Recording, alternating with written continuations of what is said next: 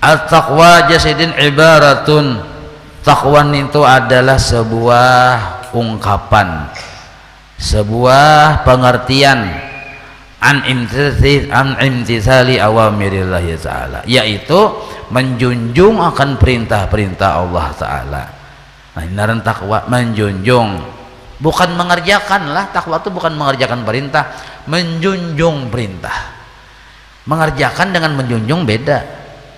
Mengerjakan asal gawe aja, nak tukarakan rokok aja, yang anak tukarakan nah sambil buka tukarakan rokok, sampai ke rumah timbainya melihat jendela, nabah aja, sudah aja, karena sesingut abah menimbai rokok tadi. Nah, ini menggawe tapi kada menjunjung. Nah, jadi takwa itu menjunjung perintah Allah, digawe dengan syarat-syaratnya. Nah, kayak apa supaya sah, kayak apa supaya diterima dengan adab-adabnya, ini disebut menjunjung. Wajinabi nawahihi, dan meninggalkan nawahihi, larangan-larangannya, zahiran, baik itu yang zahir perintah dan larangan, wa batinan, maupun yang batin perintah dan larangan. Nah, jadi bukan hanya yang zahir aja ada perintah, ada yang dilarang, yang batin pun ada yang diperintah, ada yang dilarang. Yang di batinnya yang anak di hati aja kita, amal hati. Nah, jadi zahir beramal, hati pun beramal. Yang zahir kita paham ya sudah. Nah, yang batin ini bang bagiannya pian paham. Rancak mah sudah belajar mendengar aja kita. Apa disuruh Allah di hati kita, ada mahabbah. Mahabbah lawan Allah dan Rasulnya itu kewajiban hati. Maka waktu kita menjalankan mahabbah berarti beramal dengan mahabbah. Nah, ini wajibnya kita. Jadi kalau kita ada mahabbah lawan Allah, lawan Rasul, ini hukumnya dosa, dan dosanya dosa besar karena hukumnya wajib. Nah, apalagi kewajiban kita lawan Tuhan, lawan Allah, nah bersangka baik, husnudzan, wajib juga. Apalagi bila kita kada bersangka baik, berdosa, dan dosanya dosa besar. Nah, contohnya aja kita, apa yang dilarang Tuhan, sangka jahat lawan Allah. Nah, dilarang oleh sangka jahat lawan makhluk. Apalagi yang dilarang mah banyak aja kita. Semua penyakit hati dilarang oleh Allah. Nah, cuma ada satu yang menjadikan kita ini bilanya ada di hati kita nintuh, Tuhan menilai kita hina dan Allah kadang menganggap kita lagi dan kita jatuh dalam pandangannya. Sebegini ini bila ada di hati kita. Siapakah orangnya? Orangnya alim kah? Bagiannya kada alim. Ahli ibadah, bagiannya pengulir ibadah.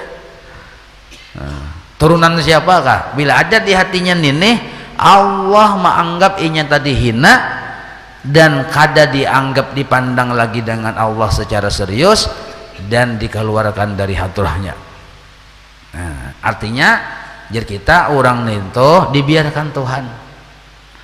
Bukti Allah membiarkan inya bilainya beribadah tulak Tuhan ibadahnya sah orang alim bang sah tapi kada berpahala.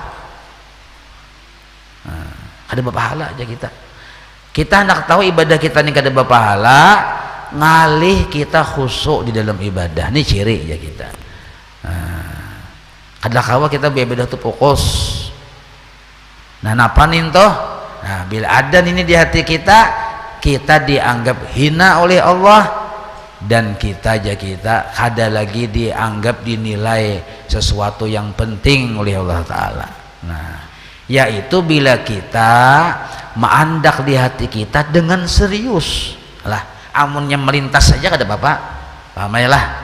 Nah, kan kita kada kawa menangati lintasan hati ini, karena hati ini kan selalu dilintasi oleh macam-macam bisikan ini bisikan itu.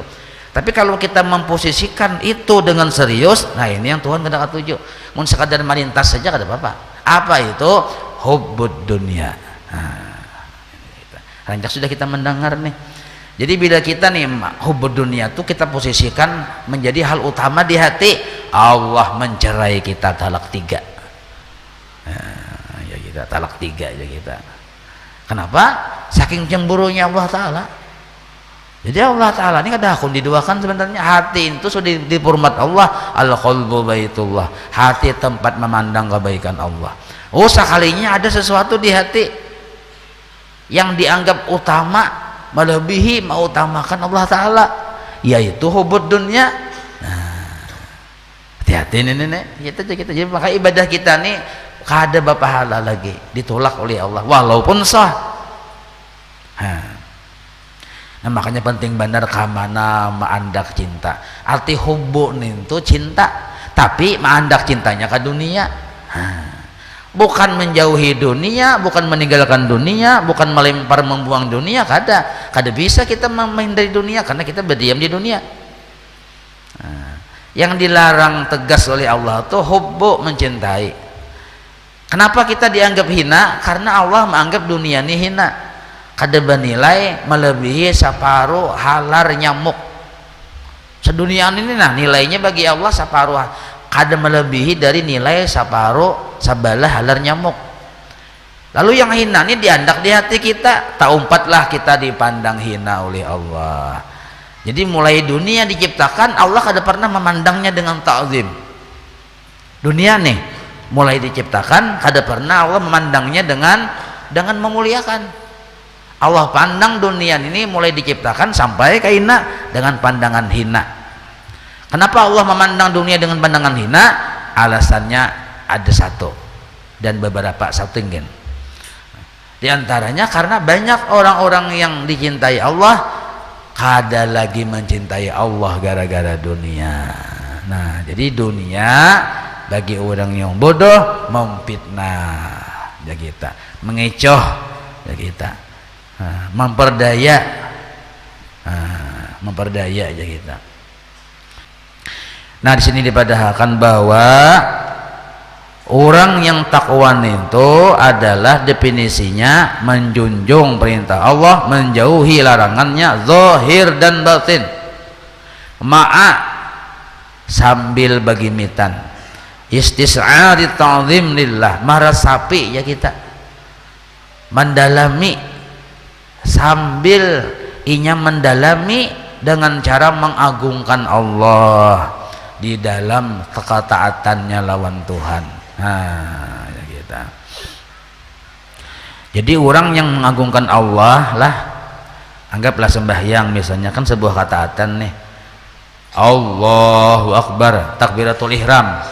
Ini sebenarnya kenapa disuruh mengucap Allahu Akbar pamulaan? Supaya kita disuruh mengagungkan Allah. Arti mengagungkan ini Allahu Akbar, hanya Allah satu-satunya aja kita. Nah, yang layak disembah, yang layak dipuji, satu dulu itu maksud Allahu Akbar. Hanya Allah yang satu-satunya yang layak kita puji, kita lihati kebaikannya. Sidin bang, lain dari sidin kada ada besi kebaikan. Kalau satu-satunya hanya Allah yang layak dipuji, layak disembah, layak ditaati, nah berarti yang lain dari itu bang kada ada nilainya aja kita. Allah yang satu-satunya yang agung, yang bernilai. Nah, lalu kita berucap Allahu Akbar. So salah satu pengertian Allahu Akbar.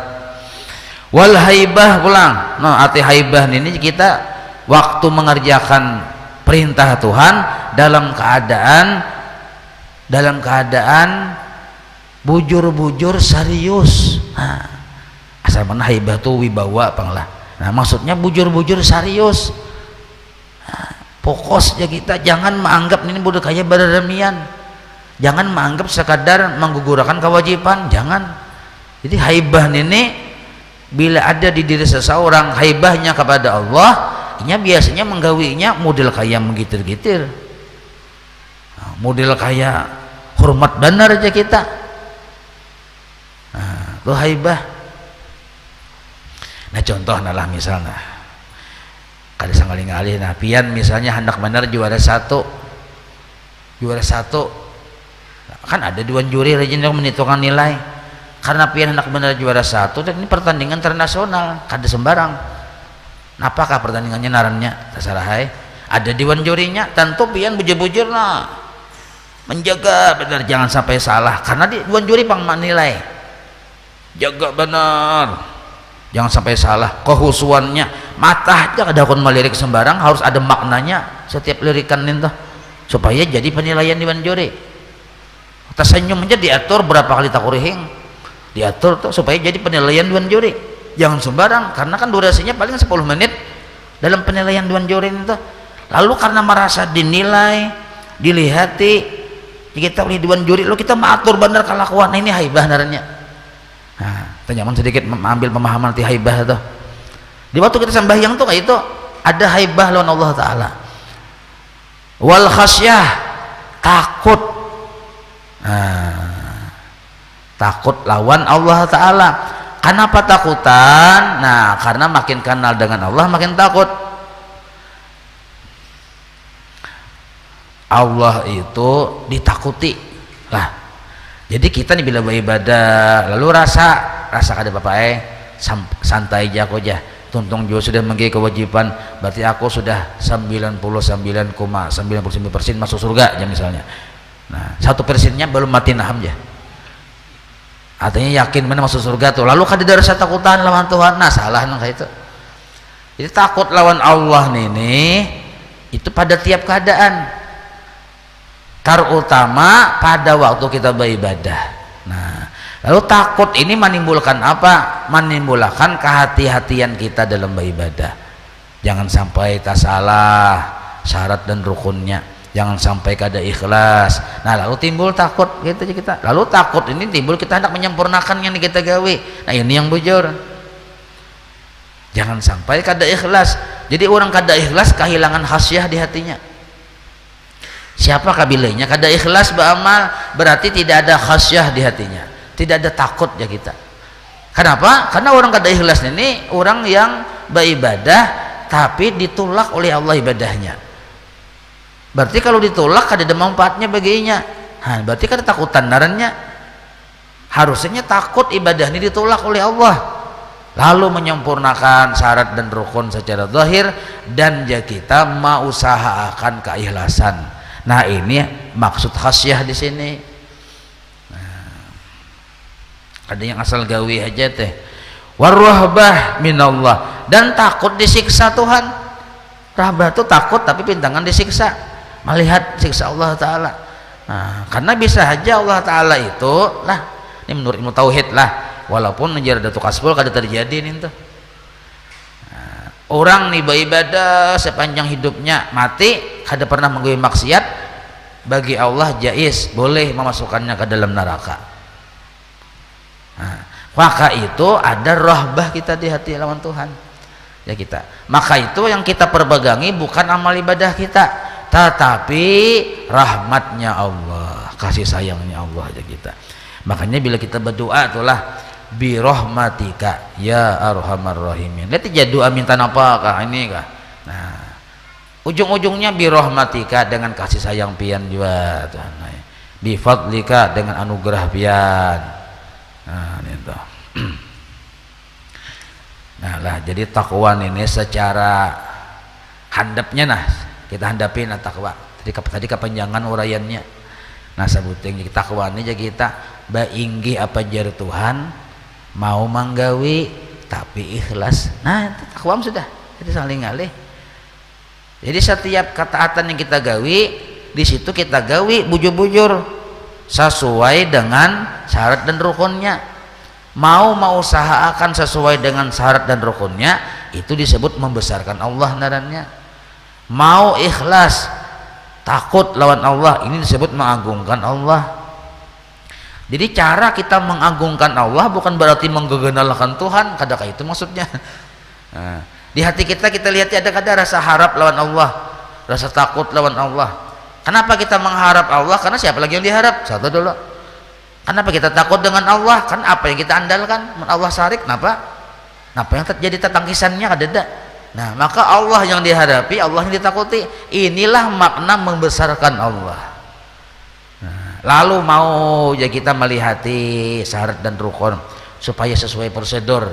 Nah, mau membujurakan ikhlas sesuai dengan prosedur. Nah, ini yang disebut hakikat takwa.